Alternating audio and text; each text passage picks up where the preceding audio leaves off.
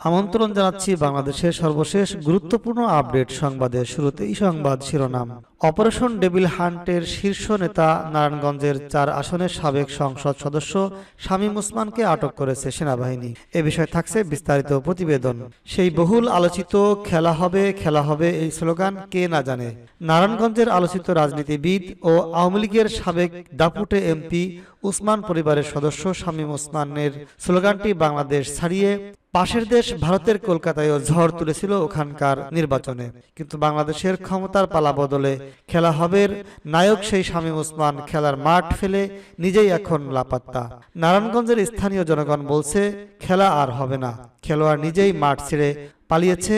তারা বলছে ক্ষমতা, প্রভাব, পেশিশক্তি, সন্ত্রাস আর জোর জবরদস্তির নাম হিসেবে শামীম ওসমানের দম্ভ এখন শেষ। আওয়ামী লীগ সরকার ক্ষমতায় থাকা অবস্থায় নারায়ণগঞ্জে একচ্ছত্র আধিপত্য বিস্তার করেছিলেন নারায়ণগঞ্জের ৪ আসনের সংসদ সদস্য এই শামীম ওসমান। সর্বমহলে তাদের একচ্ছত্র নিয়ন্ত্রণ থাকত। যে কেউ তার মতের বাইরে গেলেই তাকে নানানভাবে হুমকির শিকার হতে হতো। এমনকি নিজ দলীয় নেতাকর্মী থেকে শুরু করে প্রশাসনের কর্মকর্তারাও তার হয়রানি থেকে মুক্তি পেতেন না। ১৯৮১ সালে সরকারি তুলারাম কলেজের ভিপি নির্বাচিত হওয়া থেকে ছাত্র রাজনীতিতে নাম লেখান শামীম ওসমান। এরপর ১৯৯৬ সালে প্রথমবারের মতো জাতীয় সংসদ নির্বাচনে অংশগ্রহণ করেন তিনি। নির্বাচিত হওয়ার পর থেকে নারায়ণগঞ্জ স্থানীয় প্রশাসন থেকে শুরু করে পুরো নারায়ণগঞ্জ ছিল তার নিয়ন্ত্রণে। শেখ হাসিনার প্রশ্রয় পেয়ে নারায়ণগঞ্জের এ সময় তার আনুগত্যরা হয়ে ওঠেন এই জেলার হত্যাকর্তা। ওই সময় শামীম ওসমান বা তার অনুসারীদের বিরুদ্ধে নারায়ণগঞ্জে কথা বলার মতো সাহস খুব কম মানুষের দেখতে পাওয়া গেছে। স্থানীয়রা জানান ২০০০ সালের ১৬ এপ্রিল সরকারি তুলারাম কলেজের জাহানারা ইমাম নামের একটি ভবন নির্মাণের উদ্বোধন করা হয়। উদ্বোধনী অনুষ্ঠান শেষে কলেজের প্রাঙ্গণে মুক্ত মঞ্চের সমাবেশ থেকে কথিত রাজাকার, স্বাধীনতা বিরোধী, যুদ্ধাপরাধীদের বিচার দাবি করা হয়। সেদিন সমাবেশে ঢাকার নারায়ণগঞ্জ লিংক রোডে জামাতের ডাকা সমাবেশ হওয়ার কথা ছিল, কিন্তু শামীম ওসমান ও নারায়ণগঞ্জে গোলাম আজম, দেলোয়ার হোসাইন সাঈদী এবং আলী হাসান মোহাম্মদ মুজাহিদের প্রবেশ নিষেধ করে সাইনবোর্ড স্থাপন করে। এরপরে মূলত এলাকার নামকরণ করা হয় সাইনবোর্ড।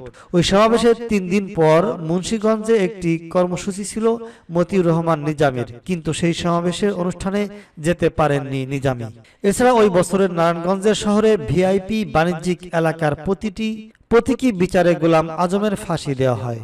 এ নিয়ে একাধিকবার শামীম ওসমান বলেছেন, প্রতীকী ফাঁসির সময় নারায়ণগঞ্জে থেকে ঘণ্টা বাজিয়েছি, জাহানারা ইমাম ভবন করে ঘণ্টা বাজিয়েছিলাম, গোলাম আজমকে নারায়ণগঞ্জের মাঠে নিষিদ্ধ ঘোষণা করেছিলাম, সে কারণে গোলাম আজম আমিরগিরি ছেড়ে দিয়েছে। আমি জামাতের গোলাম আজমকে নিষিদ্ধ করেছিলাম, জামাতের আমির গোলাম আজমকে অবাঞ্ছিত ঘোষণা করেছিলাম। জিয়াউর রহমানের গাড়ি আটকে দেওয়া, খালেদা জিয়ার লাম্বাস আটকে দেওয়ার কারণে আমাকে গডফাদার উপাধি দেওয়া হয়। তবে ওই তথাকথিত নির্বাচনে আওয়ামী লীগের ভরাডুবির পর বুরকা পরিধান করে বর্ডার পার হয়ে ভারতে পাড়ি জমান শামীম ওসমান।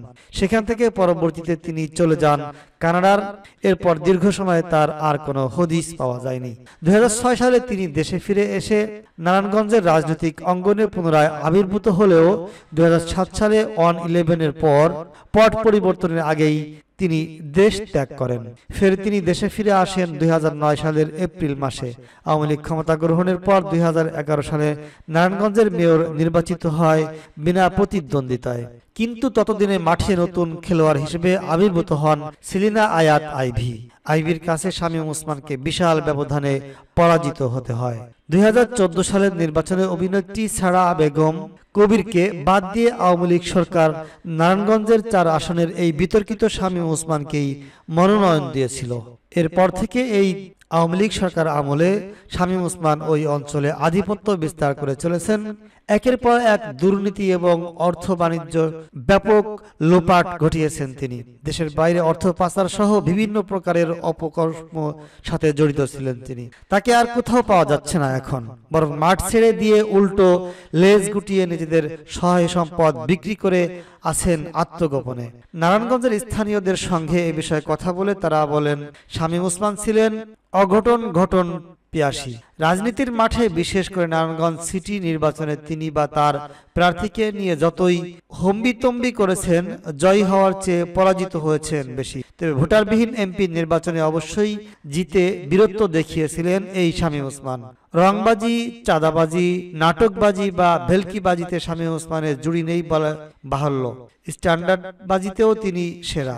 জনতার সামনে নানান অঙ্গভঙ্গি প্রদর্শন করে কখনো কখনো হাড়ের ভূমিকায় অবতীর্ণ হতেন। নাম প্রকাশে অনিচ্ছুক স্থানীয় এক নাগরিক বলেন, তিনি তার নেত্রী দোহাই দিয়ে নারায়ণগঞ্জের মেডিকেল কলেজ, বিশ্ববিদ্যালয় সহ বিভিন্ন জায়গায় তার আধিপত্য বিস্তার করে এই 15 বছর বিপুল পরিমাণ অর্থ কামিয়েছেন। নারায়ণগঞ্জ জেলা আইনজীবী সমিতির সভাপতি অ্যাডভোকেট সরকার হুমায়ুন কবির বলেন, একজন পরাজিত সৈনিক কখনো খেলতে পারে না। এর আগেও তিনি বলেছিলেন খেলা হবে, কিন্তু তিনি পালিয়ে গিয়েছেন। এবারও হাক ডাক দিয়ে বলেছিলেন খেলা হবে, কিন্তু তিনি এবার পুরো পরিবার সহ পালিয়ে গেলেন। এখন আর মাঠে খেলোয়াড় হিসেবে তিনি নেই। পথচারী আবুল হোসেন বলেছেন, খেলা হবে শুনেছি, আপনিও শুনেছেন বহু মানুষ, আমিও শুনছি, কিন্তু খেলা তো হলো না। তিনি তো পালিয়ে গেলেন। দেশবাসী সবার দেখলো, এখন কোথায় গেলেন সেই খেলা হবের নায়ক।